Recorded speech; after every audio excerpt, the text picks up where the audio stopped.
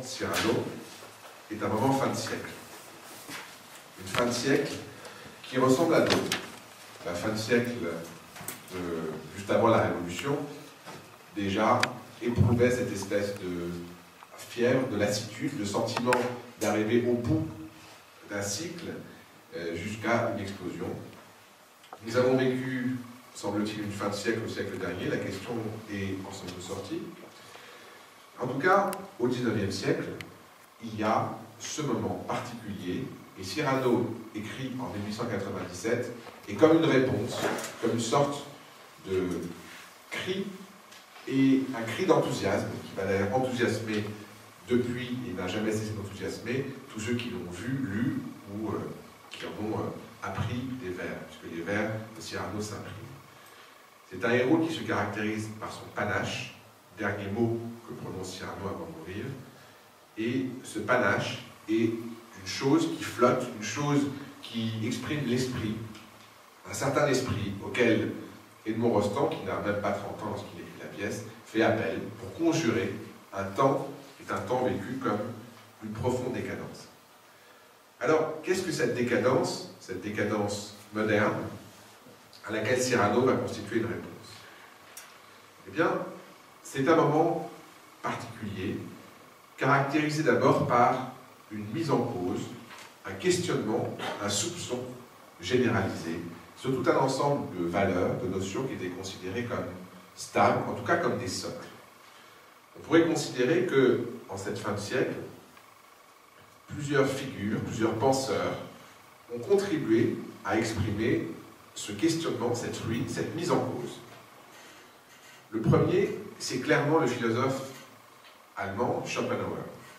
Schopenhauer, philosophe qui a écrit une œuvre restée totalement inaperçue au moment où elle est composée, qui s'appelle Le monde comme volonté, comme représentation, et Schopenhauer, Arthur Schopenhauer, donnait ses cours en Allemagne au même moment précisément que le grand philosophe Hegel, dont il se pensait le concurrent direct. Mais Hegel avait beaucoup de succès, Schopenhauer absolument pas, et Schopenhauer passe à peu près inaperçu au début du XIXe siècle lorsqu'il professe ses théories. Il faut attendre un peu de temps, mais à partir du milieu du siècle et surtout des années 1860-1880, Schopenhauer devient une star, c'est-à-dire que ses écrits sont absolument véhiculés partout en Europe, sont vulgarisés, ils deviennent une sorte de bible de référence. Pourquoi? Eh bien parce que Schopenhauer est l'inventeur d'un système, en tout cas d'une pensée, le pessimisme. Ce pessimisme est la réponse à Leibniz. Leibniz, vous savez qu'il avait dit « Nous vivons dans le meilleur des mondes possibles », et Leibniz, qui est le penseur d'une philosophie qu'on pourrait appeler l'optimisme, c'est-à-dire optimum, c'est le meilleur des mondes possibles. Dieu a composé un monde de la meilleure façon possible, il avait le choix, et nous vivons dans une sorte d'optimum. Ce que dit Schopenhauer, c'est d'une certaine manière exactement l'inverse. Non seulement nous ne sommes pas maîtres de notre existence, mais nous sommes d'une certaine manière traversés par une force, nous sommes voulus par une force. Cette force s'appelle la vie. Et de la vie, nous ne sommes que des manifestations, des formes, et cette vie passe à travers nous. Et d'une certaine manière, elle nous veut. Elle nous fait vivre, elle nous porte, et par exemple, lorsque nous avons du désir, et que nous imaginons vouloir quelqu'un, aimer quelqu'un, ce n'est qu'une illusion, car c'est la vie qui fait en sorte que nous nous reproduisions, qui, par le désir, va faire en sorte que l'espèce se perpétue. Et ainsi, la vie, selon Schopenhauer, est une souffrance, et cette souffrance est que nous ressentons des émotions, des passions, et nous perpétuons ainsi l'espèce. Il y a comme une cruauté de la vie, et c'est ce que Schopenhauer appelle le vouloir vivre, comme si cette vie était dotée d'une volonté, et que nous étions simplement des manifestations biologiques de cette chose qui nous échappe. Donc, à cet égard, la seule manière d'échapper à cette souffrance-là, c'est, nous dit Schopenhauer, plusieurs moyens. La compassion, c'est-à-dire une manière d'éviter de porter soi seul la souffrance en la partageant, en ressentant avec quelqu'un d'autre, ou bien l'art, qui nous permet de nous extirper un moment du monde, ou bien, troisième forme, puisque Schopenhauer est influencé par les philosophies orientales, par le nirvana, c'est-à-dire le fait de sortir du monde et d'aboutir à une sorte de détachement comparable à celle de Bouddha, une forme d'indifférence, une forme de distance. En tout cas, ce regard pessimiste porté sur le monde, il faut savoir qu'il a une influence déterminante dans toute la partie de ce siècle, et que par exemple, des auteurs comme Zola, comme Maupassant, des médecins, des philosophes, vont être profondément influencés par cette pensée et par cette vision noire du monde qui fait que la vie est d'abord une souffrance, et une souffrance de surcroît portée par une sorte d'appétit. C'est pour cela, par exemple, que la fin du siècle est assez fascinée par la question sexuelle, vécue comme une espèce d'appétit vorace, de dévoration, comme une manière d'instinct qui pousse à se reproduire. Ainsi, si vous regardez le théâtre de Strindberg, la manière dont les êtres se dévorent, se déchirent, dont la question de la génération est centrale, si vous regardez l'œuvre de Zola, Nana, la curée, etc. C'est-à-dire cette manière, j'allais dire, biologique de voir le monde, cette manière animale, eh bien, elle tire ses racines de ce regard, celui de Schopenhauer. Mais Schopenhauer s'est fait l'écho d'une certaine manière d'un certain monde, tout comme, et c'est le deuxième maître du soupçon qu'on peut ici évoquer, Nietzsche, autre philosophe allemand, qui lui hérite d'une certaine manière de Schopenhauer, il commence par en être influencé, et Schopenhauer, avant lui, a dit, voilà, nous sommes dans un monde décadent. Et Nietzsche reprend ce concept de décadence. Nietzsche écrit un peu avant Cyrano. Il est en 1944, il devient fou une quarantaine d'années plus tard, 1888-89, et il passera les 10 dernières années de sa vie dans la folie jusqu'en 1900. Donc, autant dire que le moment dont parle Nietzsche, c'est le moment qui précède juste Cyrano. Et que nous dit Nietzsche? Nietzsche dit, voilà, le monde est dans une décadence totale. Dieu est mort, et nous l'avons tué. Nous avons tué Dieu, nous avons tué toute forme de transcendance, toute forme de grandeur. Nous avons successivement posé des idoles, et ces idoles, qui ont pu être Dieu, qui ont pu être jusqu'à la science, eh bien nous les avons fait grandir, puis dégénérer, et finalement, il ne reste rien, et nous sommes, nous dit Nietzsche, à l'état du dernier homme. Nous arrivons à un stade où la décadence de l'Occident est telle qu'il n'y a plus rien après. Simplement, et c'est là la force de Nietzsche, il s'agit de dépasser pour lui cette décadence. Et il va appeler à autre chose, un dépassement de la décadence, par exemple par le surhomme. Il n'empêche que cette manière de considérer l'ensemble de l'Europe, de l'Occident, en particulier l'Allemagne d'ailleurs, c'est pour ça que la récupération par les nazis de Nietzsche est un retournement complet, parce que Nietzsche avait une profonde détestation de la barbarie allemande, d'une certaine figure de la force, si vous voulez, la bête blonde. Enfin. Donc, ce dépassement pour Nietzsche doit être un dépassement par l'esprit, par l'art, etc. Mais il constate effectivement la grande décadence, dit-il, de son temps et de ce qu'est devenu l'Occident.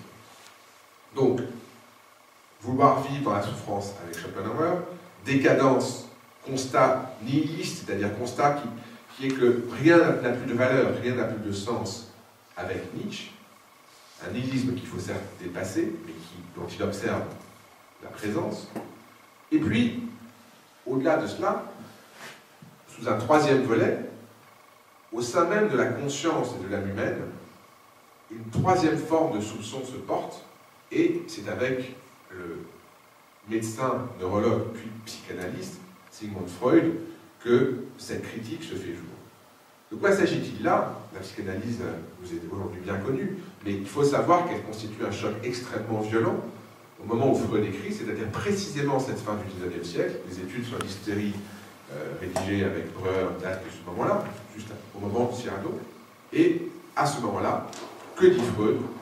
Eh bien, que l'homme qui se pensait sûr de sa conscience, qui pensait que la raison gouverne sa vie, toute l'idée cartésienne finalement que je suis maître de moi comme de l'univers, c'est un vers d'Auguste de Corneille, mais ça pourrait être une parole de Descartes, c'est-à-dire l'idéal de maîtrise, de conscience, de raison, de rationalité, toute cette veine qui va fonder le rationalisme, le développer jusqu'à la science moderne, eh bien, Freud dit c'est une illusion complète que cette manière d'être maître de soi.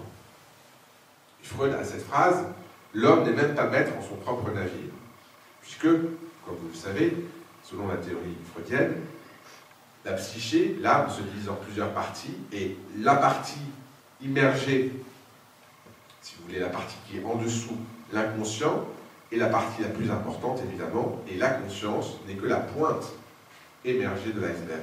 Et nous sommes en quelque sorte agis, là aussi, de même qu'on était agis par le vous l'avez vu chez Schopenhauer, nous sommes agis par ces forces inconscientes, comme les pulsions, comme tout ce qui est en nous refoulé. Donc nous ne sommes absolument pas en situation de maîtrise.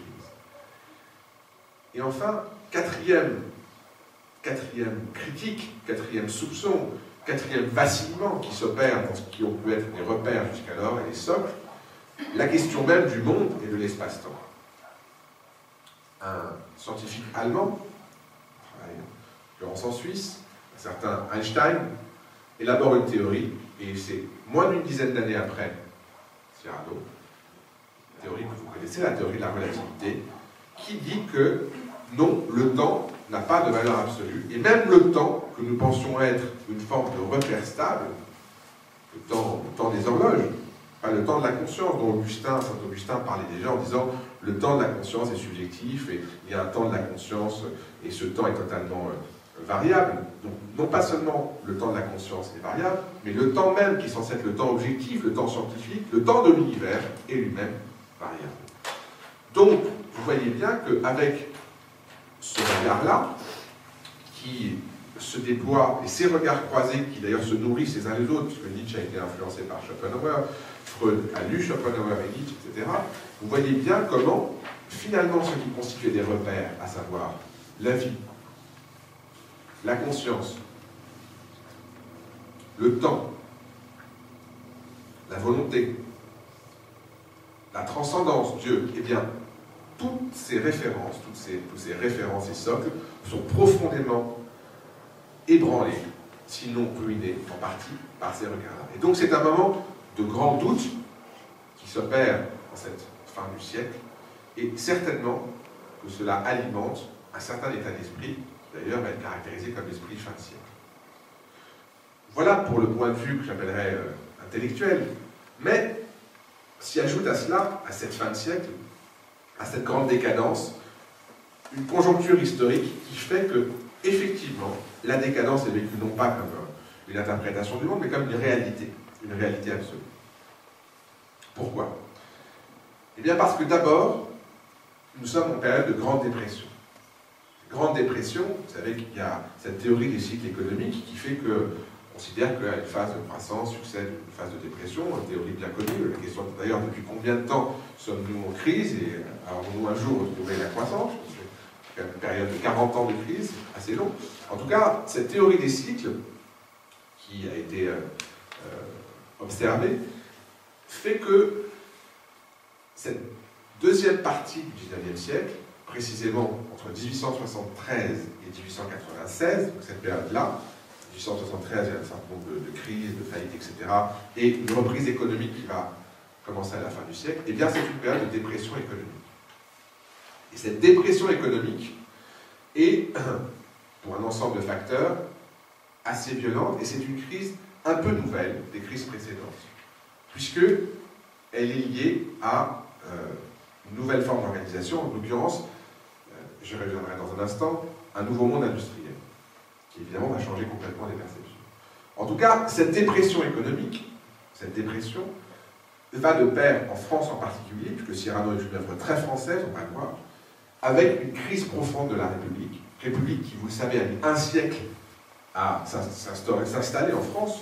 L'historien français François Furet a même dit que la Révolution française a duré un siècle, puisqu'elle a commencé, disons, 1789 et même les prémices avant, et puis que la République ne s'installe qu'un siècle plus tard. La Troisième République, il faut un siècle, et vous connaissez les révolutions du XIXe siècle, la Restauration, les deux empires, etc. Donc c'est un long périple à travers des régimes, jusqu'à arriver enfin à une République qui va durer un peu plus que 4 ans, comme la Deuxième République, et qui va durer là pour le coup plusieurs décennies. Il n'empêche que, en ce début de la Troisième République, commencé en 1870-71, elle a commencé déjà par une défaite. Une défaite contre la Prusse, et en plus un sacrifice sanglant qui est l'écrasement de la Commune de Paris, avec le massacre de près de 10 000 habitants de Paris, artisans, ouvriers, etc. Donc il y a un crime originel, si vous voulez, de la République, que d'ailleurs l'extrême gauche ne pardonnera jamais, et il y a aussi le sentiment d'humiliation profonde avec la perte de l'Alsace et la Lorraine qui va alimenter tout le nationalisme. Et c'est d'ailleurs à ce moment-là que l'idée de patrie passe à droite, voire à l'extrême droite, puisque la notion de patrie était d'abord une notion qui s'opposait à l'idée de monarchie, et que la patrie est d'abord une invention de gauche, avec la Révolution française.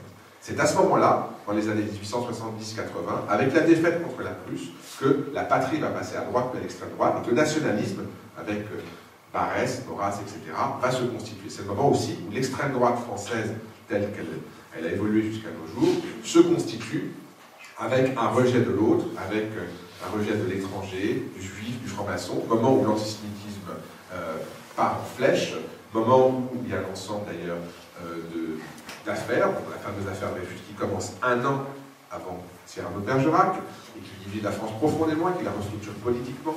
Donc c'est un moment extrêmement incandescent, un moment de grande contestation de la République, un moment où non seulement, comme ça a été le cas pendant un siècle, il y a eu une opposition entre les monarchistes et les républicains, mais ça, ce combat, si j'allais dire, est classique, mais il y a désormais une autre forme de critique qui accuse la République de corruption. La corruption de la République, la corruption de la démocratie, la corruption des élites, avec des scandales, des parlementaires qui ont été achetés, corrompus, etc. Donc tout un discours qu'on retrouvera d'ailleurs dans les années 30, et qu'on retrouvera d'ailleurs à d'autres moments de notre histoire dont certains ne sont pas éloignés, c'est-à-dire cette critique radicale de la démocratie, la démocratie, la République corrompue, etc. Donc un moment violent dans cette dépression, un moment d'ailleurs où il y a des attentats, avec des anarchistes, notamment l'assassinat du président de la République, qui a eu lieu juste avant Cyrano de Bergerac, en 1894, à Lyon, avec une bombe qui est lancée au sein du Parlement. Et puis ça n'est pas seulement le cas en France, c'est le cas aussi, par exemple, en Russie, où le tsar est assassiné, et si vous prenez Dostoïevski, ou si vous prenez cette atmosphère de la fin du XIXe siècle, vous voyez que l'anarchisme, qui dénonce absolument l'État comme l'ennemi, veut en découdre, et on trouve ainsi ces figures, on retrouvera d'ailleurs chez Camus dans Les Justes, cette image des anarchistes au 1900.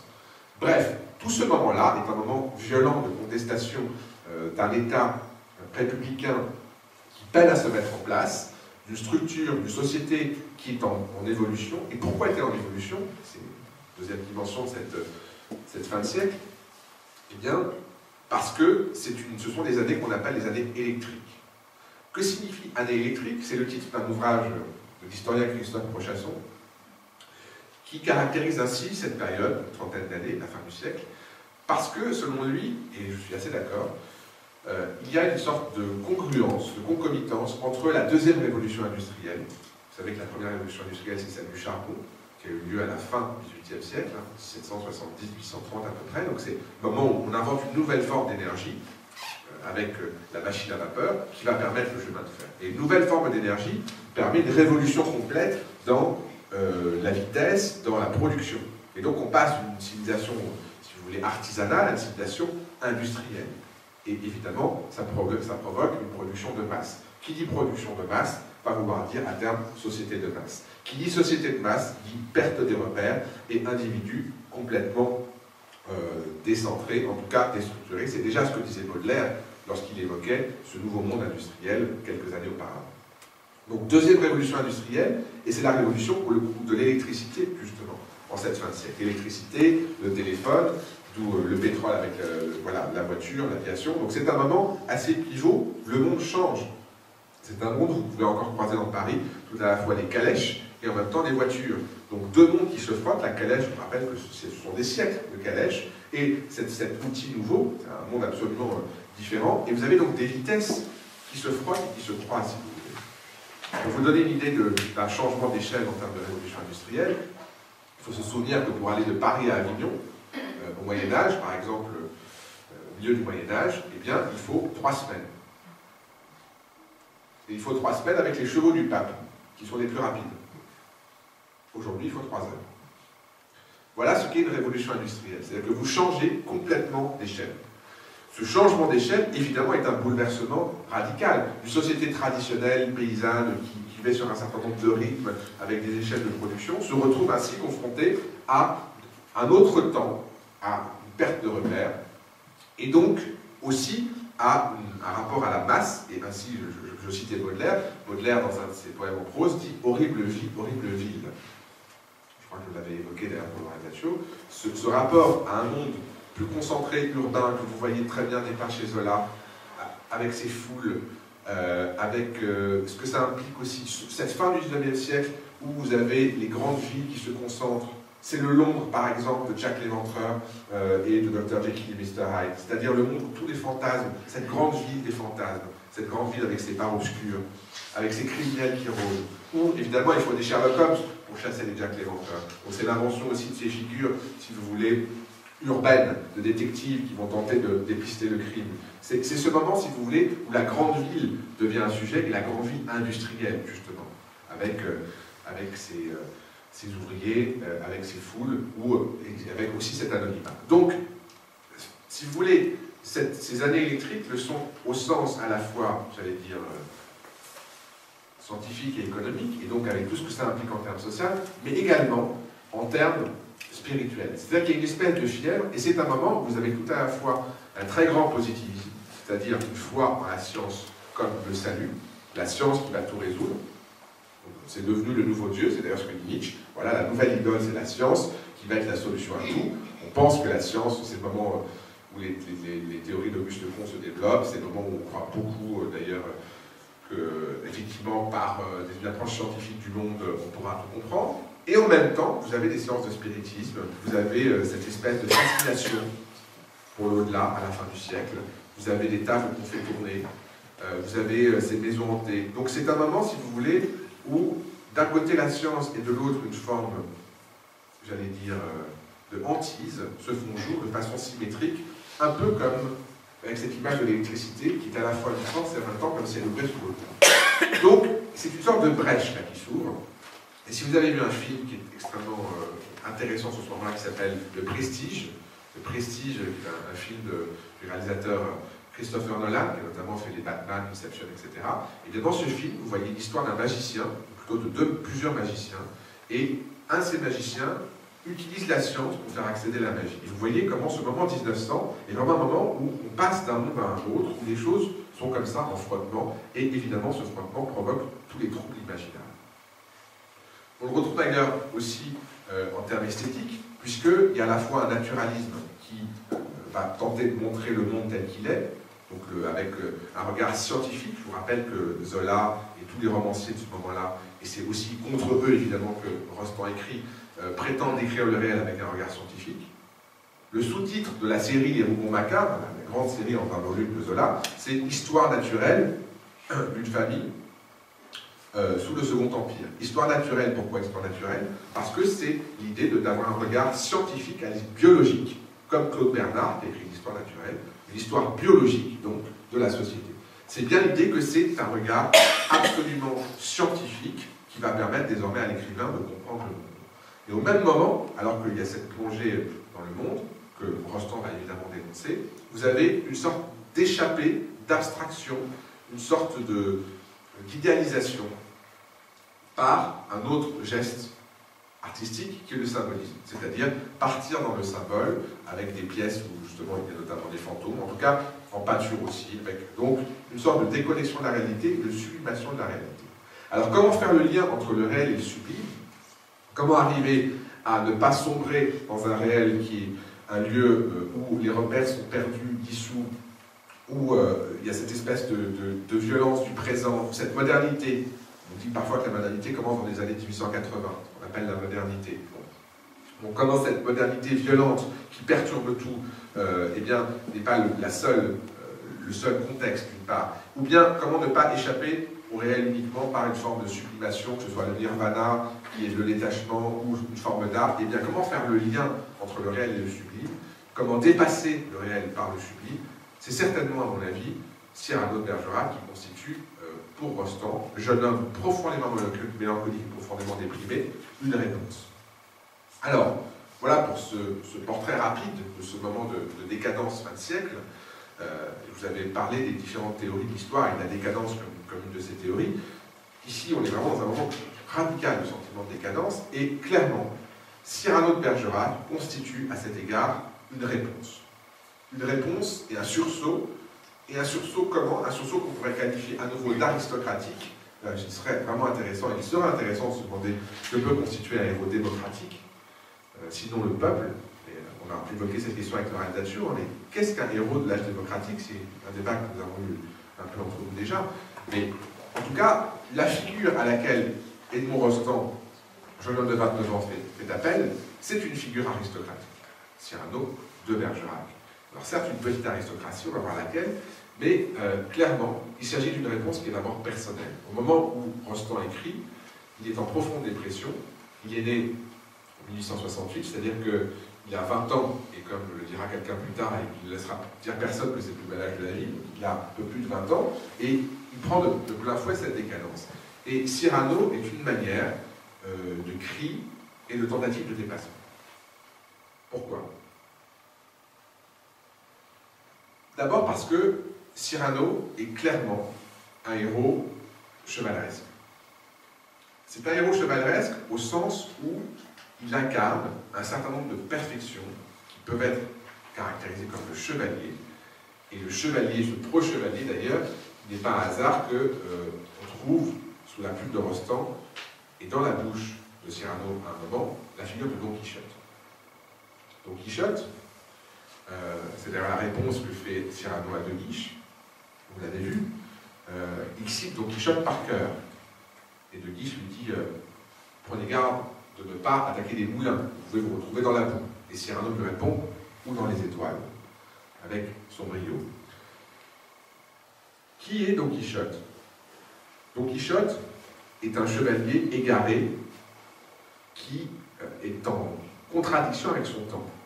Il chasse des moulins, il vit encore sur une éthique, si vous voulez, qui est une éthique antérieure, et il vit dans un monde d'illusions. Mais il a gardé cet esprit chevaleresque. Une autre figure d'ailleurs, nous avons évoqué Don Juan ensemble, une autre figure chevaleresque décalée hors de son temps, c'est Alceste dans le Misanthrope, qui dit « Je veux rompre en visière à tout le genre humain ». Alceste mène un combat pour la vérité absolue, pour la transparence, la sincérité, et que chante-t-il? Il chante une chanson du bon roi Henri, alors que nous sommes à l'époque de Louis XIV. Donc il est décalé hors de son temps. Pourquoi dis-je cela? Parce que lorsque Rostand choisit Cyrano, il est à contre-temps, si vous voulez. C'est-à-dire qu'il fait un saut de 2 siècles et demi en arrière. Quand a vécu le vrai Cyrano de Bergerac? Parce que c'est une figure historique. Au début du XVIIe siècle. Exactement au moment de Louis XIII. C'est-à-dire au moment de D'Artagnan. Et comme par hasard, première scène de Cyrano de Bergerac, qui voit-on passer? D'Artagnan. C'est une sorte d'hommage. Les Trois Mousquetaires ont été écrits par Dumas 50 ans auparavant, 1844, le roman feuilleton triomphal du siècle, et là aussi, déjà, c'est le moment où Voltaire écrit, on sent cette modernité qui survient, qui surgit, et on fait appel à ces modèles historiques, si vous voulez, à ces grandes figures héroïques, qui sont comme des antidotes à ce présent perturbant. Eh bien, avoir recours à Cyrano, c'est avoir une démarche intempestive, au sens où Nietzsche le dit, ça veut dire revenir à un autre temps, ou décaler le rapport au temps, pour tenter de transformer son temps. Donc, Cyrano, 1630, c'est une figure d'héroïsme, qui n'est pas encore dans ce que va devenir la cour de Louis XIV, l'aristocratie politique. Nous avons parlé de Don Juan. Eh bien, à nouveau, je suis navré, je ne dis plus rien, c'est ainsi, Cyrano est un libertin. C'est-à-dire que c'est une figure indépendante, et c'est une figure, donc à la fois chevaleresque, frondeur et libertin. Je vais y venir, pour chacun des 3 cas, et voir comment ça compose une certaine image de l'héroïsme. Le chevalier, c'est celui qui a un idéal, et un idéal est un code. Et ce code, c'est un code de l'honneur. L'honneur, valeur absolue, valeur que Cyrano considère comme absente chez les autres, par exemple chez De Guiche. Et cette valeur absolue de l'honneur fait que on va jusqu'au bout. Et qu'on tient jusqu'au bout. Un choix, une posture, une valeur. Cet honneur-là fait que, et c'est sans doute une des définitions de l'héroïsme que nous avons déjà croisées, on est prêt à exposer sa vie. Et qu'on fait montre de courage, de bravoure, même dans un contexte de folie. Par exemple, fin de l'acte 1 de Cyrano, lutter à 1 contre 100, à la porte de Nesle. Donc, cet honneur-là va de pair avec une bravoure, qui fait qu'un exploit est accompli sur le champ de bataille, qui passe par les armes, puisque Cyrano est un homme d'épée, pas seulement, on va le voir, mais que il a cette espèce de capacité à exposer sa vie pour une cause qui lui est supérieure. Donc, un chevalier est une figure, je l'ai dit, du moment 1630, c'est-à-dire, c'est à ce moment-là que la pièce commence, 1640 précis, et la pièce va se termine 15 ans plus tard, c'est-à-dire, elle commence sous Louis XIII, et elle se termine au moment où Louis XIV va arriver au pouvoir. C'est-à-dire qu'on passe d'un monde qui était le monde des trois mousquetaires, on va passer au monde des deux Guiches qui auront pris le pouvoir, le monde de la cour, le monde de la noblesse disciplinée. Donc on est encore dans un moment où la noblesse peut avoir l'épée à la main, se battre en duel, se défier, le moment vraiment d'Artagnan. Et c'est un moment d'ailleurs où il y a une certaine morale héroïque, dirais-je, c'est le moment de Corneille. C'est le moment du Cid, qu'on cite à la première scène. À la querelle du Cid, j'étais là. C'est des répliques de la première scène. Ce Cid qui s'est passé 4 ans avant le début de la pièce. On cite Corneille, on cite Descartes, héros de la pensée. D'accord ? Il y a clairement un lien entre Descartes et Corneille, c'est-à-dire cette manière, comme le dit Pascal, en se moquant de Corneille, d'avancer d'un si bon pas. D'accord ? D'avancer, d'avoir cette espèce d'élan héroïque, et donc au plan intellectuel, ou au plan théâtral, ou au plan historique. Donc, ce contexte-là, assez brillant, qui est ce premier moment-là, eh bien, c'est là que Cyrano surgit, l'épée à la main, et non seulement l'épée à la main, mais, j'allais dire, la plume à la main, puisque c'est cette caractéristique aussi, et c'est pour cela que Cyrano est un frondeur, c'est un homme qui a un héroïsme de provocation. Si vous prenez par exemple un héros comme Captain America, le film qui vient de sortir aujourd'hui, eh bien, ça n'est pas du tout un héros de provocation, c'est un héros d'obéissance. Il fait son devoir, c'est une sorte de super soldat, et qui va absolument suivre ce qu'on lui dit de faire. Ou Superman, qui est aussi un bon soldat. Eh bien, puisque justement l'idée c'est une autre histoire de l'héroïne, là il s'agit non pas du tout de héros qui sont des héros par exemplarité, si vous voulez, ou s'ils sont exemplaires, ils le sont par exception. C'est-à-dire que frondeur, on l'avait évoqué lorsqu'on a parlé déjà de Donjon, souvenez-vous, c'est celui qui a une fronde, et c'est le nom qui a été donné par les ennemis des frondeurs, c'est-à-dire que ce sont comme des enfants qui vont se jeter des pierres et se rebeller contre les adultes. Donc on traite les frondeurs d'enfants. Mais dans la fronde, il y a l'idée d'une provocation, il y a l'idée justement d'une certaine forme de panache, d'une certaine forme d'indépendance, et il y a l'idée aussi d'une liberté de penser. Et c'est une chose que Cyrano revendique absolument, c'est de ne pas avoir de maître. On pourrait dire qu'il est, si le terme n'était pas anachronique, il est anarchiste avant l'heure. C'est-à-dire le fait de servir personne, et comme il le dit dans un célèbre monologue, ne pas monter bien haut peut-être, mais tout seul. Tout seul. Donc cette espèce d'indépendance forcenée, le fait de ne pas avoir de maître, le fait de préférer mourir de faim pour un beau geste, parce qu'il jette sa bourse, par exemple, d'un mois, et qu'il va se nourrir d'un grain. Donc, ce sens, si vous voulez, du geste, ce sens de l'exemplarité, eh bien, ça caractérise un esprit évidemment indépendant et clairement libre-penseur. Libre-penseur, c'est ce qu'on voit aussi dans la pièce, lorsque Cyrano dit « je tombe de la lune ». Je tombe de la lune, c'est une allusion à un texte qu'a écrit le vrai Cyrano de Bergerac, la figure originelle, qui a écrit plusieurs textes, dont un ouvrage qui s'appelle « L'autre monde ». L'autre monde ou les États et empires de la Lune. Et dans ce texte, L'autre monde, Cyrano, l'auteur, donc, imagine qu'il part sur la Lune. Et il imagine plusieurs manières d'aller sur la Lune. Manières qui sont absolument racontées dans la pièce. Avec les marées, avec un char, etc. Donc, cela vient du vrai Cyrano.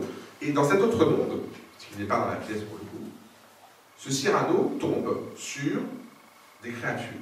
Et ces créatures font exactement l'inverse de ce qui se passe sur Terre, et c'est une certaine manière d'être personne avant l'heure. C'est-à-dire c'est une manière de regarder la Terre par un autre côté. C'est-à-dire que vous vous mettez de côté, et vous vous décentrez, et vous regardez la chose à distance, pour pouvoir mieux la comprendre. Et bien cette espèce d'excentricité, cette manière de sortir du centre, cette manière de faire un pas de côté, de prendre les choses à distance, et d'une certaine manière d'avoir une supériorité et une indépendance, c'est clairement un geste de frondeur, un geste libertin, au terme intellectuel du terme, et c'est ce que Cyrano, le modèle historique, et Cyrano, le personnage, font admirablement au plan à la fois historique et au plan théâtral.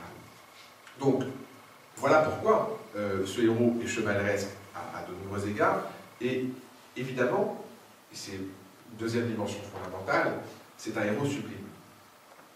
Il est sublime à tous les sens du terme, et c'est pour ça sans doute qu'il nous fascine.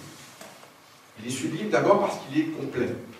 C'est-à-dire que c'est un héros à la fois d'épée et de plume, de cœur et d'esprit, qui est un poète et un duelliste. Donc c'est une sorte de héros complet, qui est assez rare. Il maîtrise à peu près l'ensemble des champs non seulement de la chevalerie, mais de l'héroïsme. Et cette complétude va de pair avec une intégrité, dont j'ai un peu parlé, c'est-à-dire un rapport à l'idéal. Et même, j'irais jusqu'à dire un rapport à l'absolu. Cyrano ne transige pas. C'est la fameuse scène des non merci, non merci, non merci. Voilà. Il n'y a pas de milieu, parce que pour un Cyrano, le milieu c'est le médiocre. Vous savez que par exemple, pour le philosophe Aristote, le milieu c'est l'optimum. Le milieu, ça n'est pas la moyenne, ça n'est pas la chose intermédiaire, c'est le point parfait. Si vous êtes trop, ben, c'est trop, donc vous allez tomber, et si c'est trop peu, voilà. Donc le milieu pour Aristote, c'est vraiment le point d'équilibre, c'est l'optimum. Alors que pour un Cyrano, évidemment, le milieu, c'est ce qui est moyen. Donc, c'est zéro. D'où ce rapport à l'absolu, c'est-à-dire l'absolu de l'amitié. On ne trahit pas un ami. Et donc, lorsque Christian meurt, alors que Cyrano allait faire l'aveu de son amour à Roxane, il allait le lui dire, et la première balle qui touche Christian, eh bien, la première balle du combat touche Christian qui meurt. Et Cyrano plonge dans un silence de 15 années. Silence qui ne lèvera jamais, et préférera, plutôt que de trahir son ami, mourir, et c'est à l'article de la mort qu'il va avouer son amour à Roxane. Donc, absolu de l'amitié, absolu de l'amour, puisque lorsque Roxane lui demande « Je vous en prie, parlez de moi et protégez-le », protéger son rival. Qui d'entre nous protégerait son rival? Qui irait jusque-là? De surcroît, humilié face à d'autres. Lorsque, par exemple, Cyrano se retrouve provoqué par Christian, qui l'insulte en face des autres Gascons, et Cyrano, apprenant que c'est son rival, ne le défie pas, ne le tue pas. Il avait tué pour moins que ça. Vous vous souvenez qu'au premier acte, Cyrano tue quelqu'un qui le provoque en disant que vous avez un nez très grand. Il le tue en duel, et il le tue en vers. Une sorte de danseur, bretteur, donc tout à fois en improvisant, en dansant et en se battant. Et bien là, Cyrano a ce sublime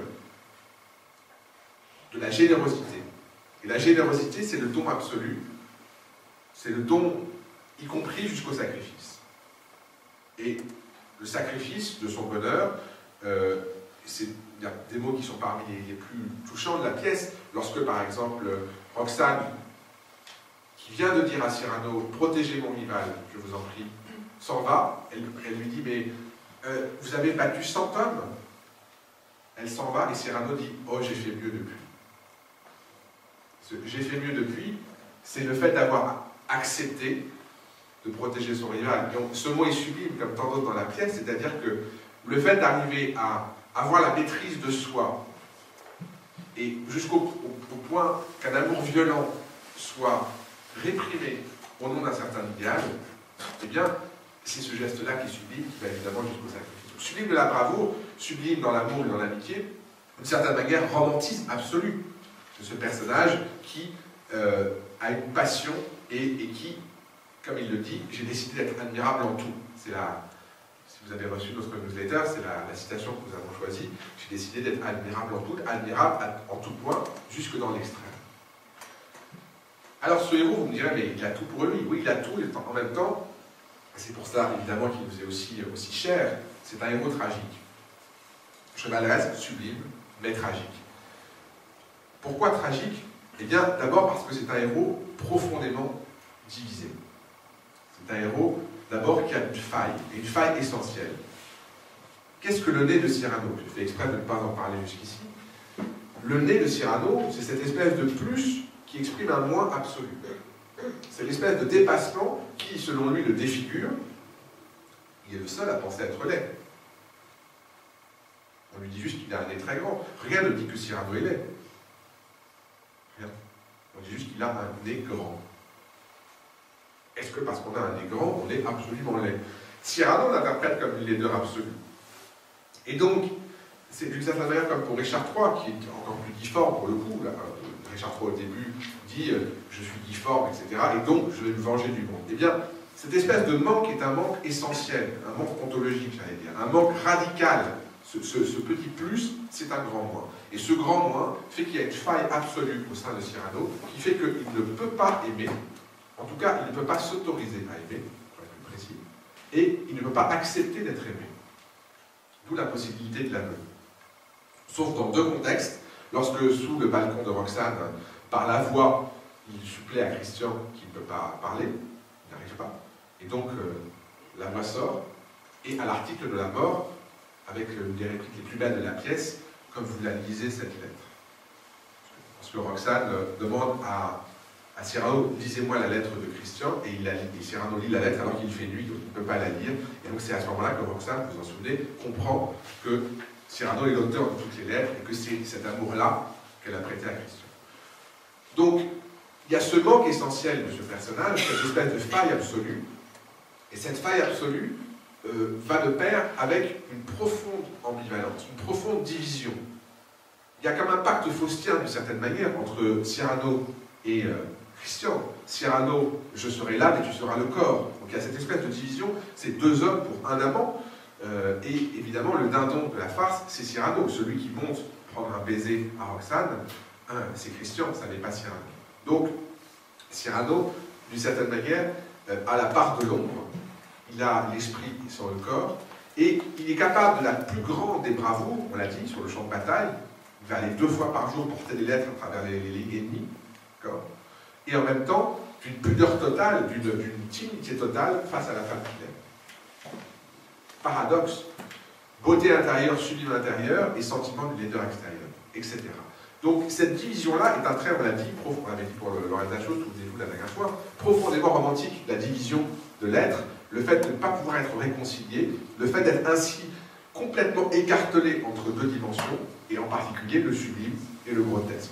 C'est-à-dire cette absolue, et puis ce sentiment d'une dégradation, ce sentiment quelque chose d'absolument vil, qui est ici le nez et la laideur.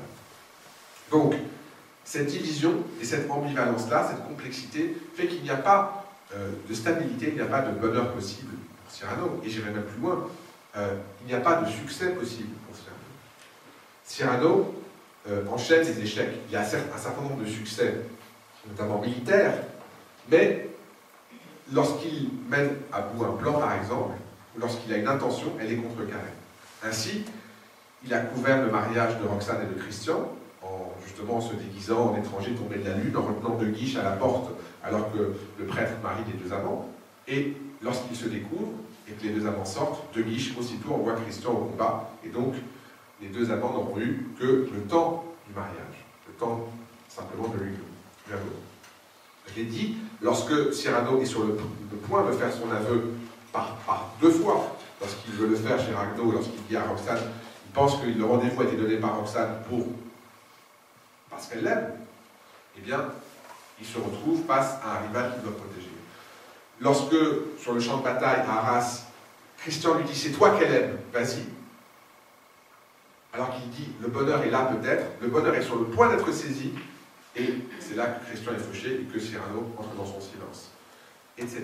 C'est-à-dire qu'il y a un rapport, et c'est pour ça que ce romantisme est un romantisme tragique, un rapport à l'échec de Cyrano, comme si la figure de Don Quichotte rattrapait le personnage. C'est-à-dire que ces moulins contre lesquels il s'est battu, certes, ont projeté dans les étoiles, mais on finit toujours par retomber, comme on retombe de la lune, et donc retomber dans la boue et s'écraser, certes, avec sublime, mais il n'empêche qu'il n'y a pas de bonheur possible pour ce personnage-là, il n'y a pas de positivité autre que le sublime du geste.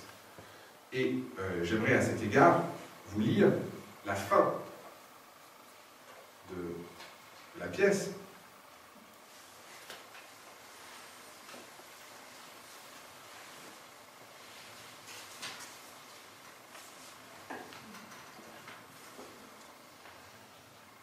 Lorsque la mort vient,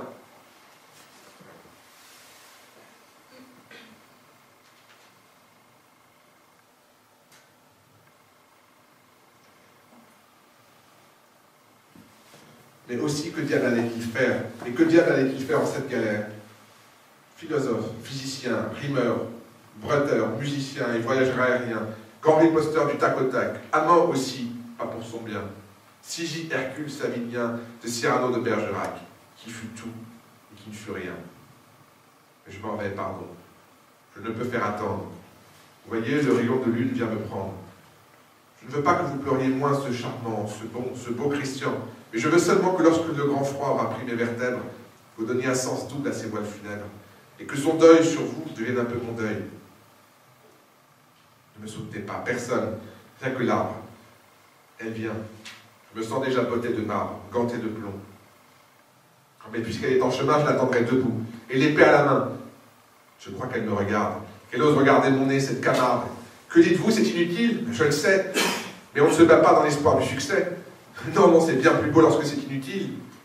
Et qu'est-ce que tout cela? Vous êtes 1000, car je vous reconnais tous mes vieux ennemis. Le mensonge, tiens, les compromis, les préjugés, les lâchetés, que je pactise, jamais, jamais. Car te voilà, toi la sottise. Je sais bien qu'à la fin vous me mettrez à bas. N'importe, je me bats. Oui, vous m'arrachez tout, le laurier et la rose. Arrachez, il y a malgré vous quelque chose que j'emporte. Et ce soir, quand j'entrerai chez Dieu, mon salut balayera largement le seuil bleu. Quelque chose que sans un pli, sans une tache, j'emporte malgré vous. Et c'est le panache. Le panache, ce dernier mot de la pièce, et qui pourrait à lui seul résumer Cyrano. Le panache, c'est, vous le savez, la plume qui est au-dessus d'un chapeau. C'est ce qui surplombe le chapeau et c'est ce qui flotte et qui ainsi est cette espèce de légèreté, de grâce et qui permet que vous soyez au-dessus de tout le monde. Ralliez-vous à mon panache blanc, disait Henri IV. Henri IV, un Gascon. Car il est une dimension importante de Cyrano, qu'il faut citer ici, c'est, je parlais de son excentricité, c'est sa marginalité. C'est un marginal au sens où c'est un homme qui refuse d'être au centre des intrigues, au centre de la cour, qui a choisi d'être à côté. C'est un choix, choisi d'être excentrique, et il est gascon au sens où c'est un homme du Sud qui n'est pas un Parisien. Il est avec les cadets de Gascogne, qui ont un accent, de même que Henri IV, ou de même que Don Quichotte, ou de même que D'Artagnan était un gascon, d'ailleurs. Don Quichotte était espagnol, donc encore en dessous. Donc ça veut dire qu'il y a une manière d'être en marge géographique, en marge politique et en marge, j'allais dire, éthique et même esthétique. Et cette marginalité, c'est évidemment une fatalité, c'est-à-dire une manière d'être toujours hors du bonheur, hors du coup, mais aussi, d'une certaine manière, au-dessus. Ce qui l'emporte, cette espèce de fierté, cet absolu, cette chose qui n'a pas une tâche, c'est le panache, et c'est donc cette élégance. C'est moralement, moi, que j'ai mes élégances. Réponse que fait Cyrano. C'est-à-dire une élégance aristocratique, un panache qui est évidemment une forme d'héroïsme, et c'est ce qui provoque en nous, certainement, cet enthousiasme. Et cet enthousiasme, me semble-t-il, c'est cette chose qui fait que la pièce est si forte. Vous savez que lorsque la pièce a été créée en 1897, 28 décembre, les spectateurs ont jeté sur le plateau leurs gants en hommage à Rostand. Tellement l'enthousiasme était extraordinaire. Vous savez, lorsque la pièce a été reprise à la Comédie Française en 1938, elle a été jouée pendant 38 ans, la film. 38 ans. Le film a reçu 10 Césars. Ce n'est pas simplement parce que le film de Rameau est un bon film, ou que pour une fois Depardieu joue bien. C'est simplement parce que le personnage est un modèle de sublime.